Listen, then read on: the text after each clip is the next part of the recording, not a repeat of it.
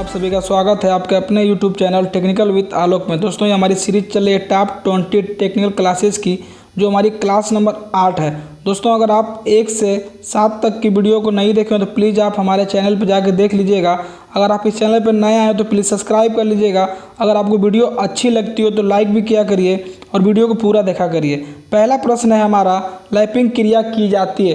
दोस्तों जो हमारी लैपिंग क्रिया है वो हमें बताना है कि हम कैसे करते हैं, हाथ द्वारा करते हैं या मशीन द्वारा करते हैं या दोनों से करते हैं। तो ऑप्शन ए हमारा है हाथ द्वारा, ऑप्शन बी है मशीन द्वारा, सी है ए और बी दोनों, डी है इनमें से कोई नहीं। तो जो इसका राइट आंसर होगा दोस्तों सी, ए और बी दोनों। यानी जो हम लैपिंग क्रिया है दोस्तों हाथ द्वारा भी कर सकते हैं, मशीन द्वारा भी कर सकते हैं। नेक्स्ट प्रश्न हमारा 2 नंबर का, अधिकतर सभी मशीनों पर प्रयोग कटिंग आयल।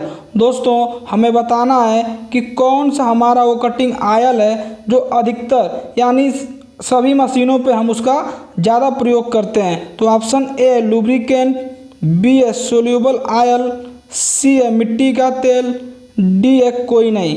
तो जो इसका राइट आंसर होगा दोस्तों हमारा option number B soluble oil. दोस्तों हम सोल्यूबल जो आयल होता है उसका प्रयोग हम अधिकतर यानी लगभग हम सभी मशीनों पर इसका प्रयोग हम करते हैं। दोस्तों आपसे एक प्रश्न पूछा जाए कि लुब्रिकेंट का कार्य क्या है, लुब्रिकेंट का कार्य क्या है। दोस्तों लुब्रिकेंट का जो हमारा कार्य होता है वह घर्षण को कम करता है, यानी दो मैचिंग पार्टों के बीच के घर्षण को कम करता है। क्या कम करता है? लुब्रिकेंट। नेक्स्ट प्रश्न हमारा 2 नंबर का, खराद पर प्रयोग सोल्यूबल और पानी का अनुपात होता है। दोस्तों जो हम लेथ मशीन पर सोल्यूबल आयल कटिंग आयल जो हमारा होता है सोल्यूबल आयल उसका हम प्रयोग करते हैं, उसमें हमारा होता है सोल्यूबल आयल होता है और पानी होता है। तो उसका हमको अनुपात बताना है कि सोल्यूबल आयल और पानी का अनुपात कितना होता है।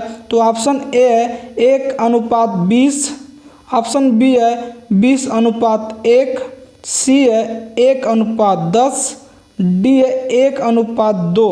तो जो इसका राइट आंसर होगा हमारा ऑप्शन नंबर ए 1:20। दोस्तों अगर आपसे पूछा जाए कि हमारा एक क्या है, यानी जो हमारा पानी और सोल्यूबल का जो अनुपात है तो उसमें एक क्या है। दोस्तों जो हमारा एक होता है वो सोल्यूबल होता है और जो 20 है हमारा वो पानी होता है। क्या होता है? पानी। नेक्स्ट प्रश्न हमारा 4 नंबर का, टूल पॉइंट पर कटिंग आयल पहुंचाने की विधि क्या है। दोस्तों जो हमारा कटिंग आयल है उसे हमें टूल के पॉइंट पर पहुंचाना है, यानी जो हमारा जब हम कटिंग करते हैं तो टूल के पॉइंट पर हमें कटिंग आयल को पहुंचाने के लिए हम कौन से विधि का प्रयोग करेंगे।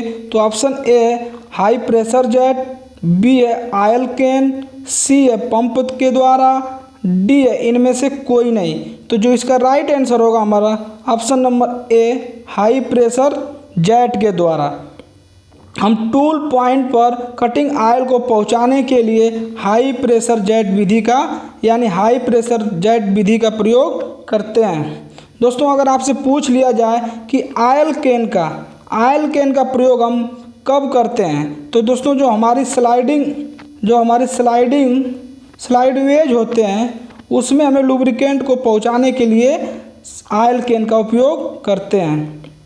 नेक्स्ट प्रश्न हमारा 5 नंबर का, लुब्रिकेंट का मुख्य कार्य क्या है। ऑप्शन ए मशीन को ठंडा करना, बी है घर्षण को कम करना, डी ए और बी दोनों, सी ए और बी दोनों, डी है कोई नहीं। तो जो इसका राइट आंसर होगा हमारा बी, क्या होगा? घर्षण को कम करना। जो हमारा दोस्तों लुब्रिकेंट होता है वो घर्षण को कम करता है। नेक्स्ट प्रश्न है 6 नंबर का, तेल के गाढ़ेपन का पता चलता है।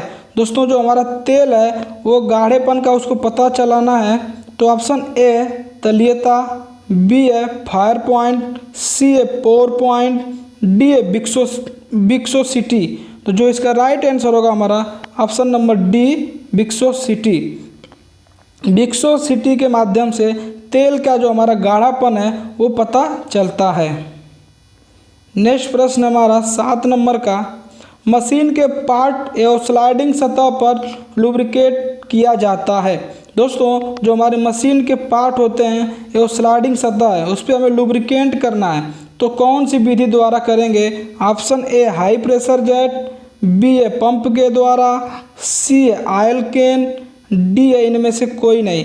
तो जो इसका राइट आंसर होगा हमारा option number C oil can द्वारा। ऑयल कैन द्वारा हम मशीन के पार्ट एवं स्लाइडिंग सतह पर लुब्रिकेट किया जाता है। नेक्स्ट प्रश्न है हमारा 8 नंबर का, कटिंग आयल के दो मुख्य कार्य क्या हैं? दोस्तों जो हमारा कटिंग आयल है उसके हमको दो मुख्य कार्य बताना है।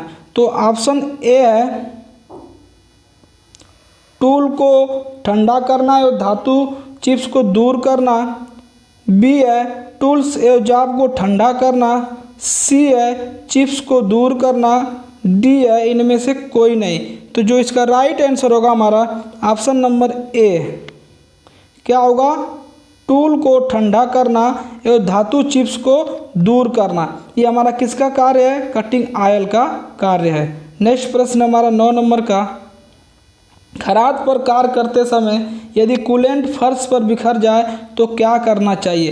दोस्तों जब हम लेथ मशीन पर कार्य करते हैं तो कूलेंट हमारा फर्श पे बिखर जाता है यानी गिर जाता है, तो उसमें हमें क्या करना चाहिए? ऑप्शन ए मशीन को छोड़कर चले जाना चाहिए, बी है अपना कार्य करते रहना चाहिए, सी है सुपरवाइजर को बुलाना चाहिए, डी है अपने आप साफ कर लेना चाहिए। तो जो इसका राइट आंसर होगा हमारा ऑप्शन नंबर डी अपने आप साफ कर लेना चाहिए। अगर हम खराद मशीन पर कार्य कर रहे हैं और लुब्रिकेंट फर्श पे गिर जाए तो उसे हमें अपने आप साफ कर लेना चाहिए। नेक्स्ट प्रश्न है हमारा 10 नंबर का, लुब्रिकेंट जिस तापमान पर भाप के रूप में परिवर्तित हो जाता है वह कहलाता है। दोस्तों जो हमारा लुब्रिकेंट है वो भाप के रूप में परिवर्तन हो जाता है तो उसको हम क्या कहते हैं? Option A flash point, B है फायर पॉइंट, सी है पोर पॉइंट, डी है विस्कोसिटी। तो जो इसका राइट आंसर होगा option number A flash point.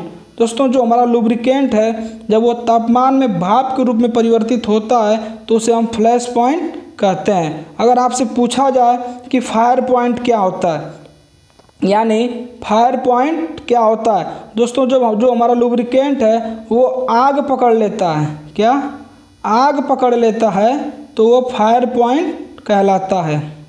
Next प्रश्न है हमारा 11 नंबर का, लुब्रिकेंट में चिकनाहट का गुण कहलाता है। दोस्तों जो हमारा लुब्रिकेंट है उसमें चिकनाहट का गुण होता है, वो क्या कहलाता है? Option A pour point, B है फायर पॉइंट, सी है तलीयता, डी है विस्कोसिटी। तो जो इसका राइट आंसर होगा हमारा ऑप्शन नंबर सी तलीयता। जो लुब्रिकेंट हमारा चिकनाहट का गुण है वह तलीयता कहलाता है। नेक्स्ट प्रश्न है 12 नंबर का, सोडियम धातु को रखा जाता है। दोस्तों सोडियम धातु है उसको हम रखते हैं, किस में रखते हैं? ऑप्शन ए मिट्टी का तेल, बी है पारा, सी सोल्यूबल आयल, डी कोई नहीं। तो जो इसका राइट आंसर होगा हमारा ऑप्शन नंबर ए मिट्टी का तेल। जो हमारा सोडियम धातु होता है दोस्तों उसको मिट्टी के तेल में रखते हैं। आपसे एक क्वेश्चन पूछा जाता है कि वह कौन सी धातु है, वह कौन सी धातु है जो ठोस अवस्था में नहीं पाई जाती है। दोस्तों आपसे प्रश्न पूछा जाता है कि वह कौन सी धातु है जो ठोस अवस्था में नहीं पाई जाती है, तो वो धातु होती है हमारी पारा। नेक्स्ट प्रश्न हमारा 13 नंबर का, गियर में पिच सर्कल के ऊपर दी गई ऊंचाई को कहते हैं। दोस्तों जो हमारे गियर में पिच है उसके सर्कल के ऊपर दी गई ऊंचाई को हम क्या कहते हैं? तो ऑप्शन ए है गहराई, बी है अडेंडम, सी है डिडेंडम, डी है क्रेस्ट। तो जो इसका राइट आंसर होगा हमारा ऑप्शन नंबर बी अडेंडम। जो हमारा पिच सर्कल के ऊपर दी गई ऊंचाई है उसको हम क्या कहते हैं? अडेंडम कहते हैं। नेक्स्ट प्रश्न हमारा 14 नंबर का, गियर के दांत के ऊपर वाले चपटे भाग को क्या कहते हैं? दोस्तों जो हमारा गियर है उसके दांत के ऊपर चपटा एक भाग होता है उसको हम क्या कहते हैं? ऑप्शन ए है फ्लैंक, बी है पिच, सी है लैड, डी है कोई नहीं। तो जो इसका राइट आंसर होगा हमारा ऑप्शन नंबर सी लैंड। जो गियर के दांत के ऊपर चपटे वाले भाग होते हैं उसको हम लैंड बोलते हैं। नेक्स्ट प्रश्न हमारा 15 नंबर का, किस गियर का प्रयोग दो शाफ्ट को 90 डिग्री के कोण में पावर को स्थानांतरित करने के लिए किया जाता है? दोस्तों हमें 90 डिग्री के कोण में पावर को स्थानांतरित करते हैं तो हम किस गियर का उपयोग करते हैं? Option A helical gear, B है माइटर गियर, सी है वर्म गियर, डी है बेवल गियर। तो जो इसका राइट आंसर होगा हमारा option number D bevel gear. Bevel gear का प्रयोग हम 90 डिग्री के कोण में पावर को स्थानांतरित करने के लिए करते हैं। दोस्तों आपसे एक प्रश्न पूछा जाता है, आवाज़ कम करने के लिए किस गियर का प्रयोग करते हैं? यानी आवाज़ उसका कम हो तो कौन से गियर का प्रयोग करते हैं हम? हेलिकल गियर का। नेक्स्ट प्रश्न है हमारा 16 नंबर का, किस गियर के दांतें परिधि के पर अक्ष के समांतर कटे होती हैं? दोस्तों जो हमारा कौन सा गियर है जो अक्ष के समांतर उसके दांतें कटे होते हैं? ऑप्शन ए है स्पर गियर, बी है माइटर गियर, सी है वर्म गियर, डी है बेवल गियर। तो जो इसका राइट आंसर होगा हमारा option number A spur gear. Spur gear का जो हमारा दांत होता है वो अपने अक्ष के समांतर कटा होता है। नेक्स्ट प्रश्न है हमारा 17 नंबर का, किस गियर के दांतें उसके अक्ष के समांतर नहीं होते हैं बल्कि एक विशेष कोण पर बनाए जाते हैं? दोस्तों वो हमारा कौन सा गियर है जो उसके दांतें उसके अक्ष के समांतर नहीं होता है लेकिन वो विशेष कोण पर बनाए जाते हैं? ऑप्शन ए हमारा वर्म और वर्म व्हील, बी है हेलिकल गियर, सी है बेवल गियर। तो जो इसका राइट आंसर होगा हमारा option number B helical gear.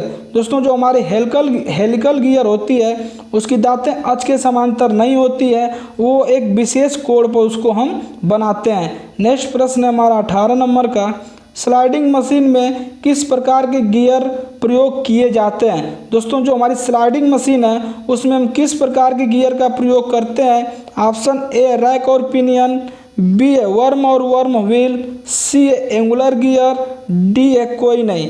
तो जो इसका राइट आंसर होगा हमारा ऑप्शन नंबर ए रैक और पिनियन। दोस्तों जो हमारा रैक और पिनियन है उसका प्रयोग हम स्लाइडिंग मशीन में करते हैं। नेक्स्ट प्रश्न है हमारा 19 नंबर का, एक गियर के 36 दांतें और 3 mm उसका मॉड्यूल है तो उसकी पिच व्यास कितना होगा? ऑप्शन ए 90, बी है 108, 18, सी है 120, डी है 108। तो जो इसका राइट आंसर होगा दोस्तों हमारा ऑप्शन नंबर डी 108। नेक्स्ट प्रश्न हमारा 20 नंबर का,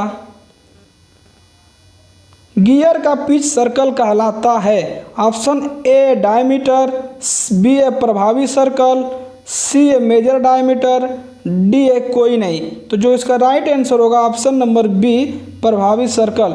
दोस्तों जो हमारा गियर का पिच है, पिच सर्कल होता है, वो एक प्रभावी सर्कल कहलाता है।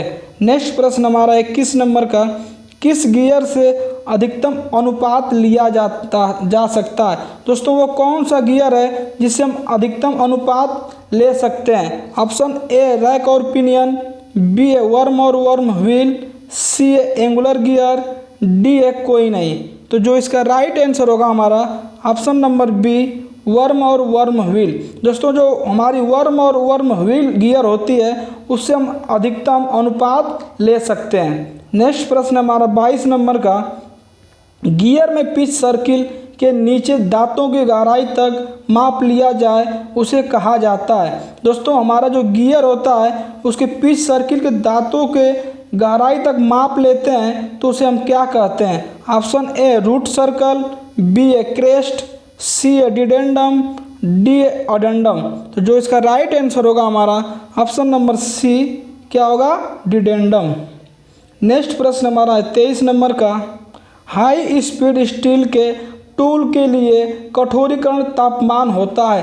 दोस्तों जो हमारा हाई स्पीड स्टील का टूल होता है उसका कठोरीकरण तापमान कितना होता है? तो ऑप्शन ए है 750 डिग्री सेल्सियस, ऑप्शन बी है 1500 डिग्री सेल्सियस, ऑप्शन सी है 1250 डिग्री सेल्सियस, ऑप्शन डी है 800 डिग्री सेल्सियस। तो जो इसका राइट आंसर होगा हमारा option number C 1250 degree Celsius. High speed cutting tool का ये हमारा कठोरीकरण तापमान है। नेक्स्ट प्रश्न है हमारा 24 नंबर का, अंडरग्राउंड टेलीफोन में प्रयोग होने वाले केबल। दोस्तों जो हमारा अंडरग्राउंड टेलीफोन का जो केबल होता है उसमें केबल किस चीज़ का होता है? ऑप्शन ए है स्टील, बी है लेड, सी है जिंक, डी है एल्युमिनियम। तो जो इसका राइट आंसर होगा हमारा ऑप्शन नंबर बी लेड यानी सीसा। जो हमारे अंडरग्राउंड टेलीफोन होता है उसमें जो हमारा केबल प्रयोग होता है वो शीशे का होता है। नेक्स्ट प्रश्न है हमारा 25 नंबर का, किसे मापने के लिए प्लग गेज का उपयोग किया जाता है? दोस्तों ऑप्शन ए हमारा थ्रेड पिच, बी है एंगल, सी है सिलिंड्रिकल होल, डी है फ्लैट। तो जो इसका राइट आंसर होगा हमारा option number C cylindrical hole. Cylindrical hole को मापने के लिए हम प्लग गेज का उपयोग करते हैं। दोस्तों अगर आपको वीडियो अच्छी लगी तो लाइक करें और साथ ही साथ शेयर करें, सब्सक्राइब करें।